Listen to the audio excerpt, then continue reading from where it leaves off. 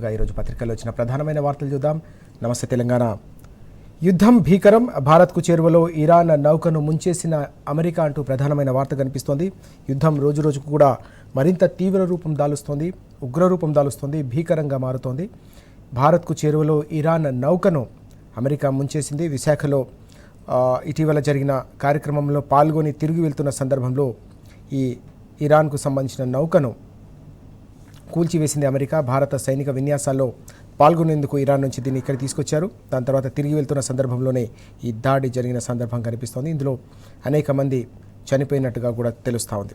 దీంతో పాటుగా సర్కారు వారి భూదందా అంటూ మరో వార్త కూడా మనం చూస్తున్నాం. ఐటీ కోసం సేకరించిన భూములు అమ్మకానికి తెల్లాపూర్, ఉస్మాన్ సాగర్లో ఏకంగా 47.5 ఎకరాలు సేల్కు పెట్టింది ప్రభుత్వం అనే అంశం మనం చూస్తున్నాం ఇక్కడ.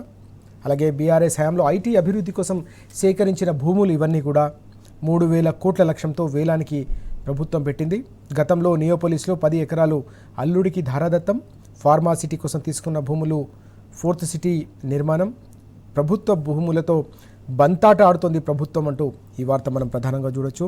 సీఎం మేనల్లుడికి అధికారుల సాగిలా అంటూ ఈ వార్త కూడా మనం చూస్తూ ఉన్నాం.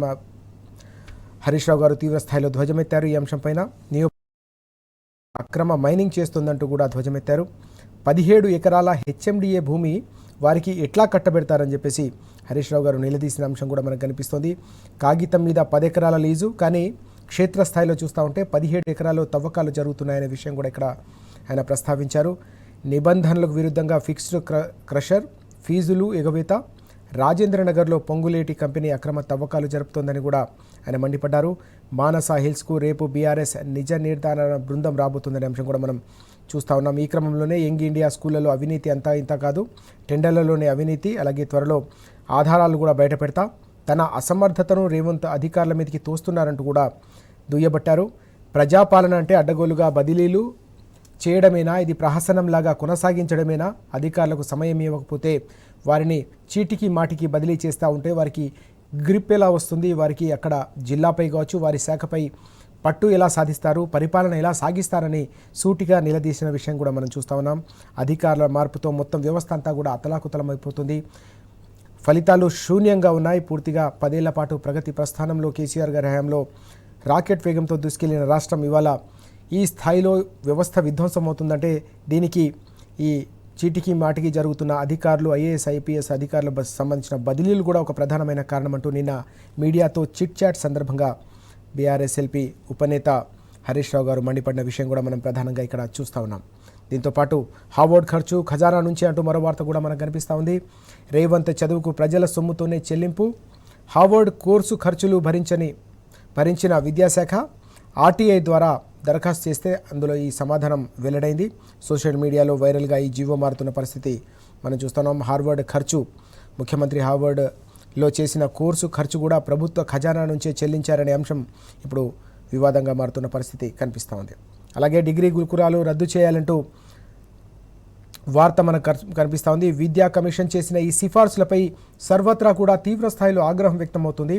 బీసీ, ఎస్సీ, ఎస్టీ, మైనార్టీ, అలాగే పేద, అన్ని వర్గాలకు సంబంధించిన పేద విద్యార్థులకు ఉన్నత చదువులకు వేదికయ్యే డిగ్రీ గురుకులాలను రద్దు చేయాలని విద్యా కమిషన్ ఎట్లా సిఫార్సు చేస్తూ ఉంది. ఇది పేద వర్గాల ఆశయాలను, వారికి సంబంధించిన కనీసం వారికి ఉన్నత చదువులను కూడా దూరం చేసే పన్నాగం ఇది అని చెప్పేసి అందరూ కూడా మండిపడుతున్న విషయాన్ని మనం చూస్తూ ఉన్నాం. అడ్మిషన్ల తగ్గుదలకు సర్కారు తీరే యూజీసీ నిబంధనలకి విరుద్ధం, కాలేజీలో సాధారణ కోర్సులకే పరిమితం, లోపాలను సరిదిద్దకుండా మూసివేస్తారా అంటూ అనేక సంఘాలు, బీసీ, ఎస్సీ, ఎస్టీ, మైనార్టీకి సంబంధించిన సంఘాలన్నీ కూడా తీవ్ర స్థాయిలో ఈ కమిషన్ నివేదికపై విరుచుకుపడుతున్న పరిస్థితి కూడా మనకు ప్రధానంగా కనిపిస్తూ ఉంది. దీంతోపాటు మనం చూసాం నిన్న బాల్క సుమన్ బెయిల్పై విడుదలయ్యారు. క్యాతన్పల్లి మున్సిపాలిటీని అక్రమంగా కైవసం చేసుకునేందుకు కాంగ్రెస్ చేసిన పన్నాగాలన్నీ కూడా విఫలమైన నేపథ్యం. బీఆర్ఎస్ తరఫున గెలిచిన అభ్యర్థులు, బీఆర్ఎస్ కూటమి తరఫున గెలిచిన అభ్యర్థులంతా కూడా ఒక తాటిపై ఉండడం, దీంతో పాటుగా ప్రజా తీర్పును గౌరవించకుండా అపహాస్యం చేస్తున్న కాంగ్రెస్ వైఖరిని ఎండగట్టేలాగా ఏకంగా బంద్ కూడా పిలుపునిచ్చిన నేపథ్యం. చివరికి న్యాయం గెలిచిందని చెప్పి నిన్న బాల్క సుమన్ స్పష్టం చేసిన అంశం కూడా మనం చూస్తూ ఉన్నాం. అలాగే ఫోన్ ట్యాపింగ్ కాంగ్రెస్ సర్కార్ చేస్తోందనే అంశం కర్ణాటకనే కాదు దేశవ్యాప్తంగా కూడా కుదిపేస్తోంది. సొంత పార్టీ నేతలపైనే నిఘా పెట్టారనే విషయం కూడా మనం చూస్తా ఉన్నాం. డీకే వర్గంపై సిద్ధు సర్కార్ కన్ను అంటూ ఈ వార్త. ఎస్పీ స్థాయి అధికారికి బాధ్యత. ప్రతిపక్ష నేత అశోక్ ఆరోపణలు. కర్ణాటకలో రాజకీయ దుమారం రేపుతోంది ఈ ఫోన్ ట్యాపింగ్కు సంబంధించిన వ్యవహారం. ముఖ్యమంత్రి ఉప ముఖ్యమంత్రి మధ్య ఇప్పటికే పచ్చగడ్డి వేస్తే భగ్గుమనే పరిస్థితి నెలకొందనే విషయం మనం ప్రతినిత్యం కూడా వార్తల్లో చూస్తూ ఉన్నాం.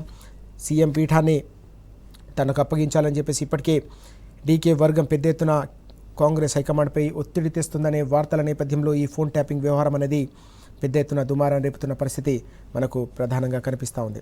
ఇక కలెక్టర్ల కుతకుత అంటూ మరో వార్త కూడా మనం చూస్తున్నాం. ప్రభుత్వ పెద్దల వైఫల్యంపై తమను బలిపశువులను చేస్తారా, తమను ఇబ్బందులకు గురి చేస్తారా, మీ వైఫల్యాన్ని మాపై రుద్దుతారా అని చెప్పి కలెక్టర్లు తీవ్రస్థాయిలో ప్రభుత్వంపైన తీవ్రస్థాయిలో అసంతృప్తి వ్యక్తం చేస్తున్నారనే అంశం కూడా కనిపిస్తుంది. అలాగే యూరియా కొరతపై రోజు కూడా రైతుల